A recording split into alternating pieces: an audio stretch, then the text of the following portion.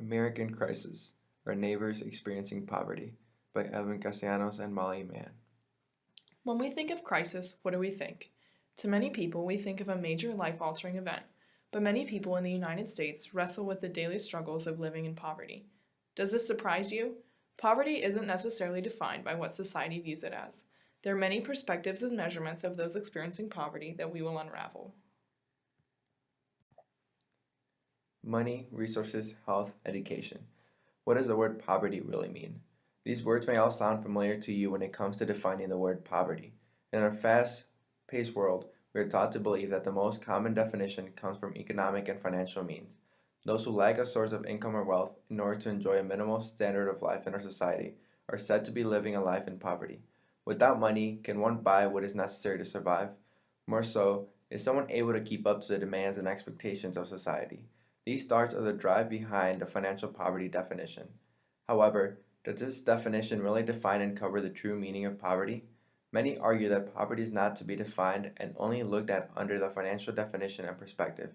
Poverty can be looked at through the capabilities measure better defined by Nussbaum. She has taken a different approach to poverty, which takes into account various aspects of life aside from the financial situation that one might be in. Nussbaum has broken down the 10 central capabilities that can define poverty into life, bodily health, bodily integrity, senses, imagination, and thoughts, emotions, practical reason, affiliation, other species, play, and control over one's environment. These 10 central capabilities are an essential part of life that can affect one if there is a genuine lack of any of the 10 resources. The OPM and SPM take different approaches on these matters, but the SPM captures the true definition of poverty as we have mentioned, making it the better measurement of poverty. Have you ever really wanted to do something, take for example, going to a concert on a Friday night, but not had the money to buy tickets or the time to make it happen? You want to go, but you don't have the capability due to your busy schedule and shortness of financial means. This is an example of lacking capabilities, which inhibits what you're able to do. Many people experiencing poverty face these difficulties daily. A capability is defined by Nussbaum as what a person is physically able to do and be, and in Nussbaum's paraphrasing of Sen's idea, as not just abilities residing inside a person, but also the freedoms or opportunities created by a combination of personal abilities and the political, social, and economic environment. Nussbaum believes that there are 10 central capabilities that need to be met for a person to be considered not in poverty. These capabilities are life, bodily health, bodily integrity, senses, imagination and thought, emotions, practical reason, affiliation, other species, play, and control over one's environment. Now, what about this? Have you ever had the option of doing something such as going to that same concert, but opt out and choose to do something else instead? In this situation, you have the capability to go to the concert, but don't end up turning that opportunity into a functioning. Sen defines a functioning as the various things that he or she manages to do or be in leading a life, which essentially means what you're able to do in your everyday life. Using these two examples, it can be seen that your functionings can only consist of things you are capable of doing, so if you're living in poverty and don't have the capabilities to afford housing or food, living in a home and being well fed cannot be functionings. Since 1963, the United States has been using the OPM to officially measure and define poverty in the United States. When the program first started, the Department of Agriculture took large part in the project. They managed the task to devise the Economy Food Plan that would be used to set a threshold for the OPM. The Economy Food Plan was essentially the sum of every food that was deemed as necessary for a family living in poverty. This measurement by no means included what deemed necessary in society, as the Department of Agriculture thought these to be unessential for the survival of those living in poverty. In order to create a threshold for the government to decide whether families fell below or rose above poverty in the United States, the OPM used the Economy Food Plan and multiplied the amount by 3. This was the case as Meyer and Wallace stated that during 1960s, families spent one-third of their income on food. The amount would only be adjusted according to farm or non-farm status, the number of children, the head of the household, and the age of the children in the household. Now, the Census Bureau conducts 50,000 interviews to selected families. These families consist of those related by blood or marriage only. Depending on the size of the family, they are then compared to the current threshold at hand and found to be living in poverty or out of poverty. Imagine you're a farmer in the 1960s and have to work every day to feed your family. The majority of your time is spent out in the fields cultivating food. It would make sense to base a poverty measurement on how much your food costs because you spend so much time and resources growing it. Now, fast forward 50 years. That same family now buys all of their food from the local grocery store and spends a lot less time, resources, and money paying for their food. Does it still make sense for the poverty measurement to be set up the same way, even though society is very different? This is why we say that a problem with the OPM is it's outdated. Families are still being counted like they were back 50 years ago. The OPM also doesn't include in-kind benefits. What are in-kind benefits, you might ask? They are issued by the government to use for a specific purpose.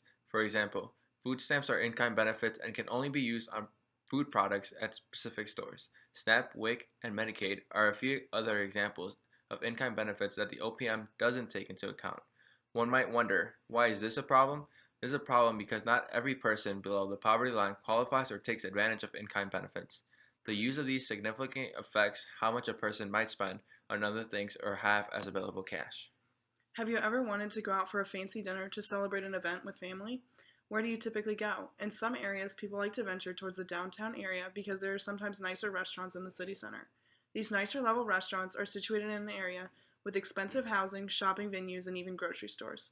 Depending on where you live, it costs different amounts to sustain a person or to meet family needs. Another fault of the OPM is that it makes no mention of the location of where a family resides.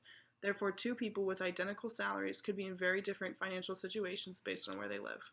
Do you have clothes on your back, a bed to sleep in, enough food to eat, some place safe to come home to every night? If you have your basic needs met, you're surviving, but are you necessarily doing it comfortably? Standard of living is a very important thing to consider when you think about how you live. The OPM doesn't take into consideration whether or not its patrons sustain a comfortable life by any means. So long as they are above the poverty threshold, they are fine. This refers back to Nussbaum's 10 central capabilities. Picture a woman who lives with her boyfriend and has two children, both from a past relationship. Who pays for these children? The man from the past, the boyfriend, or the woman? According to the OPM, even if the current boyfriend provides for the kids, unless child support is being paid for, the mom is the only one supporting the children, which leads to her financial capabilities seeming much lower than they actually are. However, the SPM accounts for the boyfriend as part of the family and includes the income provided by the boyfriend. Now consider that they are living in a city such as New York. The SPM will adjust accordingly to the cost of living in a city such as New York. Unlike the OPM, which treats the cost of living in New York as the same as a small rural city in Virginia. Now, if the family were to receive in-kind and near-cash benefits issued by the government, such as food stamps, WIC, and Medicaid, the SPM takes these into account and truly reflects the amount of cash they have readily available to spend on other things. The changes in the SPM from the OPM make a difference when placing the family above or below the poverty threshold. Considering the cohabitant households, geographic location, near cash, in cash benefits, and non discretionary spending, the SPM is a better form of measuring poverty in America. Imagine that you work for the US government and are responsible for collecting data for an important survey. You're told that you must obtain statistics from US families about their tax records, family composition, geographic location, benefit receipts, income, and non discretionary spending, and then also use a complex calculation technique to assess which families are in poverty and where the poverty line should lie. However, on top of this, you still aren't able to get the full picture. You don't know what people's standard of living is, nor will you be able to completely assess what the poverty statistics should be. This sounds like a very steep task with an unofficial result, and in fact it is. It also seems to be a bit expensive to calculate all these things. However, in this situation, the ends justify the means. When it comes to creating a relevant statistic to define poverty, it's very difficult, but the SPM does the most accurate job of any measurement that we currently have. For these reasons, we support the SPM as the major poverty measurement in America. These are the three main advantages of the SPM over the OPM. The SPM adjusts for the location of a person, includes extended family that might have otherwise not been counted by the OPM, and includes near cash and in-kind benefits such as food stamps, WIC, and Medicaid. So why do we care what the poverty measurement is? We care because the poverty measurement shapes policy and affects how our nation regards those experiencing poverty. In the end, the people are what matter, and the more accurate our measurement, the better we can support the individuals in our nation. Poverty isn't about numbers on a page or percentages flashed on the news. It's about the faces behind it and what we can personally do to help.